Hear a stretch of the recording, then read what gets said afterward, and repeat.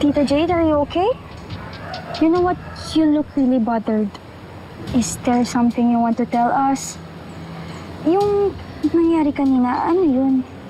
Oh, this is nothing, baby girl. Na-stress lang ako sa trabaho. Yung Activia kasi merong accusation na may nakawando ng formula. And syempre, dama yung Artemis Pharmacy. Pwede itong ikabagsak ng kumpanya. That's why I'm really so stressed. Ang dami lang talagang nangyayari lately. So, to be honest, nakailang breakdown na nga ako eh. Ma'am, bakit niyo po ako tinawag na Emma? May kinalaman po ba siya sa Artemis? Of course not. Ay, Hindi kita tinawag na Emma. naku ma'am, hindi po ako sinungaling. So ako yung sinungaling.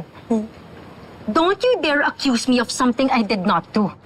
Nasa-stress na ako, nape-pressure na ako. Jade. Kaya pwede ba huwag ka na makidagdag pa sa problema ko? Ay, Jade,